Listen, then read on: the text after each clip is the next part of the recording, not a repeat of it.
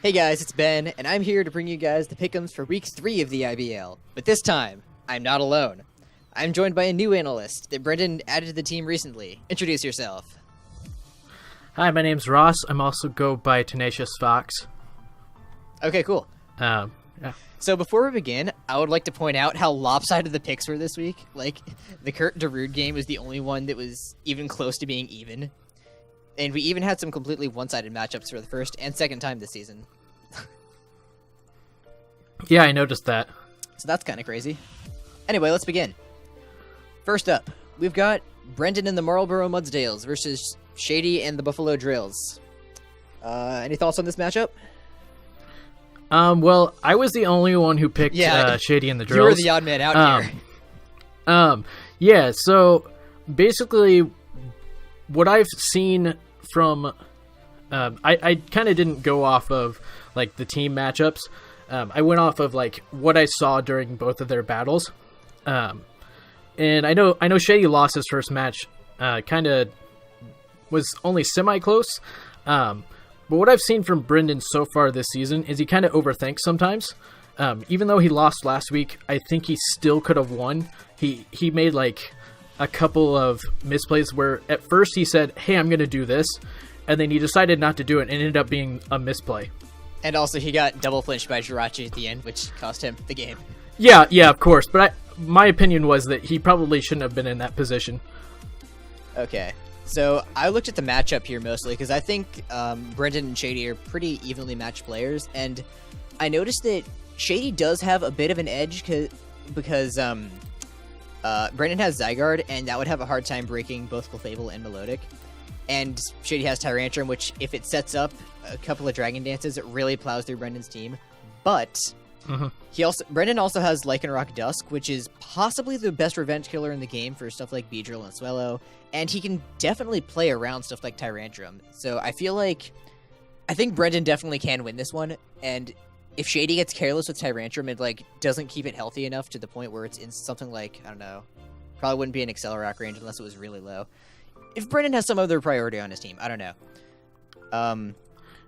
But yeah, I think Brendan has this game. Yeah, I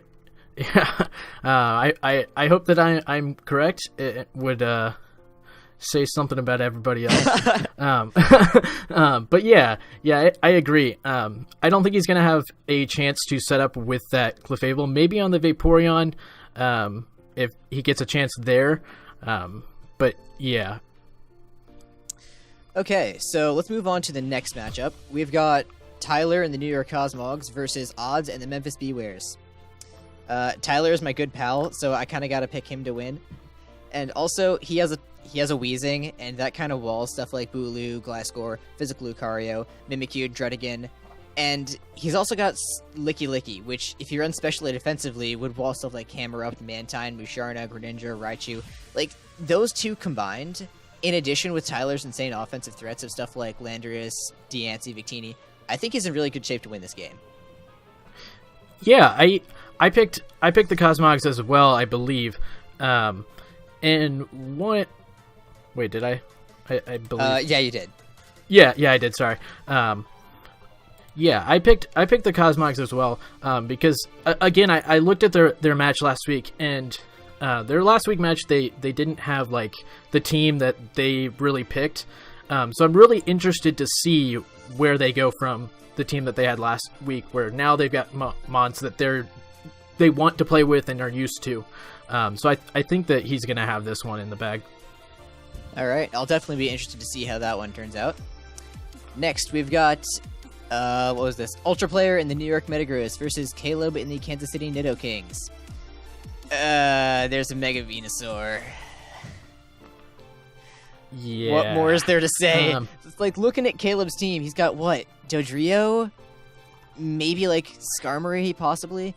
But then like Ultra has Klefki. Klefki plus Venusaur is just so stupid.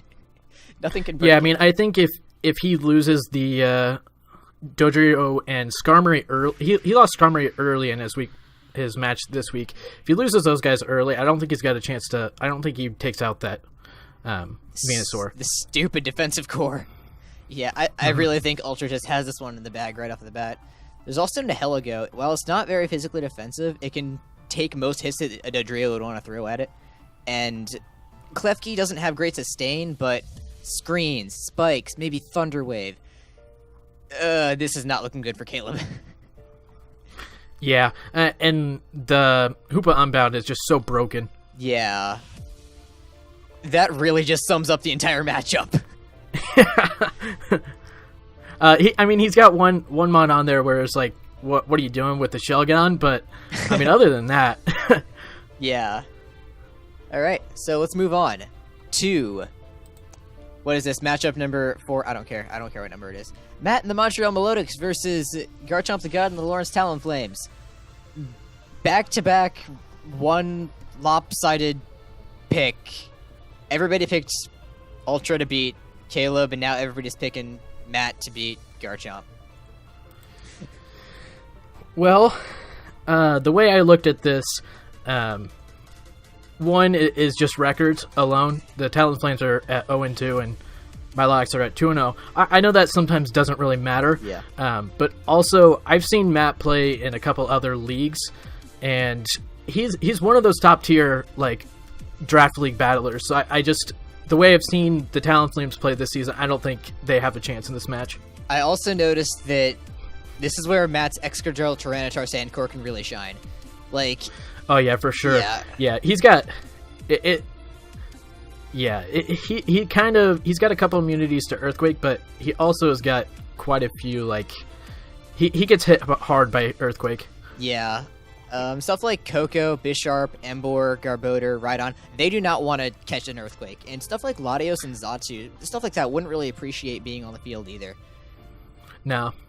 Gorkreis would probably be his best bet, as it resists Excadrill's favorite attack in Earthquake, and can Will-O-Wisp it or Leech Seed it, but, like, Synthesis gets reduced in Sand, so it doesn't have reliable sustain anymore. Yeah, and Excadrill gets X-Scissor as well, so, I mean... Well, that is neutral, once it's got that... Ghost type. Oh, yeah. But it gets stuff like Shadow Claw, I think. I'm not really sure Excadrill's entire move pool, but it definitely has coverage for Gourgeist. Yeah, for sure. And, I mean... looking at his team, I mean, yeah, I don't see what he counters Excadrill with. Yeah. Yeah. And also, he's also got Seismitoad and Gyarados that could possibly stop Excadrill, maybe possibly, but I mean, Matt has Tangrowth, which is a solid answer to like all of those. Mm-hmm. Yeah. Yeah, I think Matt just has this one easily. Yeah. I mean, yeah. Talonflames are probably going to go 0-3. Sadly. All right, next matchup. We've got Ashley and the Houston Hardens versus Turk and the Chicago Cub Chews. Turk, dude, I love your team, but there are just a few holes in it. What do you have for Celesteela plus Goodra? Yeah, one sec. I got to bring up my notes for that one. I have a lot written down for this matchup, actually. Let me read that off. Turk has very little to break the Celesteela. No fire type. Rotom Wash is the only electric type, which is decent, but like, Goodra is always a free switch into that. Sure, he can Volt Switch, but Goodra's gonna eat that up. Like, Goodra eats up any special attack, and Rotom really can't do anything to it. Yeah. Now that I'm looking at this, I'm not sure about my pick. But yeah. Wait, who did you pick to win this matchup? Oh yeah, you picked. I think I picked the Cub Juice. Yeah. Yeah. Yeah, it's going to be interesting to see how he deals with that Celesteela. And kind of the Goodra. Yeah. Goodra is a threat, too. Like, when you look at his team, physical attackers are going to be the only thing that can break it. But, like, Scizor doesn't want to catch this Fire Blast. Metagross doesn't want to catch this Fire Blast. Braviary would speed type, but would probably also have investment. So, like, Braviary and Lopunny are really his best answers to Goodra. And neither of those can switch in. Yeah, for sure. Mm-hmm. I thought I had something more to say about this. I definitely do. I wrote way too much about this matchup, and there's so much irrelevant information here. Give me a second. Ash could also try to pull a fast one and run something like Protect on something to scout for a high jump kick or something along those lines. Oh yeah, this is what I was going to say. So there are the few physical attackers that can break Goodra, but like Celesteela is way too bulky. It takes 43% max from an Adamant Max Attack Banded Braviary superpower. Keep in mind, that's a base 120 attack coming off of a fully invested 123 attack stat with a choice band. All Turk can really do is spam Volt Turn against the Celesteela Gudra Core and hope to chip it down slowly with something like Rocks. Like, I love Volt Turn, but it can just be played around so easily. I don't see Turk winning this one. I'm just gonna hold with my pick. I don't know how he best. pulls it off, but Just gonna stick with your gut and hope for the best. yeah. Okay. Do you have anything else to say about that matchup? Yeah, I don't have anything to say about that. Okay. So let's move on then, I guess, to our next matchup, which is the only one that the analysts were split with. We've got Kurt and the Portage Herdiers versus Darude and the Aberdeen Elves. I have stuff written down for this too. I'm a very, very bad analyst. Right, okay. Darude has a Mega Scizor, I think. He has a Mega Scizor, right? Yeah, he does. That's the Elves. This is what happens when I don't write an actual script. Whatever, we'll roll with it. This is fun. So yeah, Kurt has multiple answers to Mega Scizor, like Rotom Heat, Steelix, even to get a Maru. Physically defensive Steelix is a very nice matchup overall. Being able to eat hits from stuff like Mega Scizor, again, Dragonite, Lycanroc, stuff like Combuskin, Tentacruel, Lantern, Palossand, Sneasel with low kick. Those are the only things that can really hit Steelix. And all of those, except for Palossand, are relatively frail on the physical side and weak to one of Steelix's stabs. So, sure, there are other ways to damage Steelix, but that's what? Celebi with non-stab Earth Power? Yeah, I mean... Steelix is just a threat.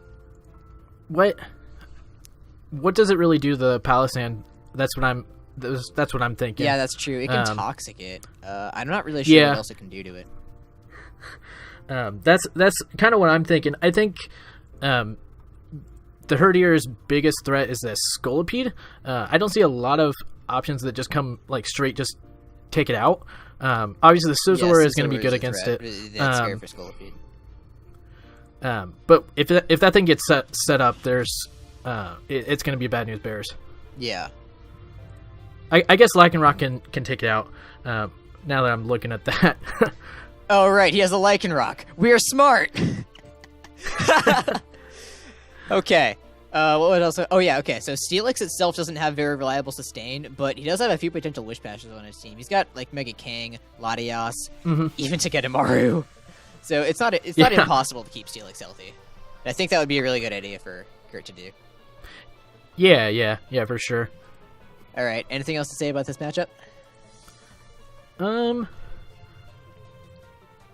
I realized I was kind of rushing through those other ones without asking if you were. Oh no, it's all good. All right. I'm sure we'll get more like talkative about these once I'm more acclimatized to the league. I mean, this is my first season being an analyst too. I don't know half. But I mean, I've only been here for like a week. So that's also true. Has it even been a week? No, I think it was like Monday. Awesome. Okay, next matchup. Let's go. We've got Wmar and the Miami Infernapes versus FlameHorizon. Right, that's who that was. The Minnesota Monfernos. This was a pretty one-sided one as well. Yeah. Well, Flame does have a pretty decent Kyurem Black answer in Jirachi and a decent Mega Pidgeot answer in Zapdos. I just feel like Wmar has too much offensive pressure and Flame's walls won't be able to take all the hits. My biggest thing was what does the Monfernos do to Cresselia? That's all I wrote for this match. Was what do they do to it? All right, let's logic this one out. He's got a Jirachi. He can flinch it to death. He's got a Blastoise. He can Dark Pulse it to death. Can he actually Dark Pulse Cresselia? I don't see it. Cresselia can just start setting up Calm Minds and. How did I not notice that? Cresselia has a field day. That was the only thing I noticed. I just looked at Cresselia. I'm like, what does he do? Wow. Okay, I didn't even have Cresselia written down here. I mentioned Rotom Frost. Like, I feel like Rotom Frost has a decent matchup. Like, Aromatisse, maybe Spadef, maybe those can switch in, but those can just catch a Volt Switch and lose momentum. That is what I have written down. I didn't even mention Cresselia. Frostless is the only thing that really has stab against it, and it's not really going to do much to a specially defensive, like any kind of special defense on that Cresselia. So I mean, yeah, Cresselia is terrifying for this team now that I look at it. I mean, Jirachi flinch to death is, I think that's his option here. Yeah. That's really all there is to say for this matchup. Lastly, we've got my good buddy Drubert and the Seattle Scissors versus NoivernNation and the Las Vegas Galators. Yeah, NoivernNation's team is scary, but Drew will find a way around it. I know he will, because he always does. Yeah, I really like the way that the Scissors use their team. Like, I think, I can't remember which match it was, but like he just completely outclassed one of his matchups so far. And I mean, they couldn't do anything to the Granbull, they couldn't do anything to the Umbreon. And honestly, I've seen the Galators play a little bit. I don't think they use their team too well. Like, and his team is scary. They do have a very strong team. Yeah. I just don't know that they have the... I don't want to say the ability, but I think the superior battler is like the coach of the Scissors right now. I've been playing with Drew for a really long time, and yeah, he is a really good player. Yeah, so I mean, I think even with the threats, he's going to have a hard time in this one. Yeah. That sums up my thoughts for that. How about you? And also, like, yeah.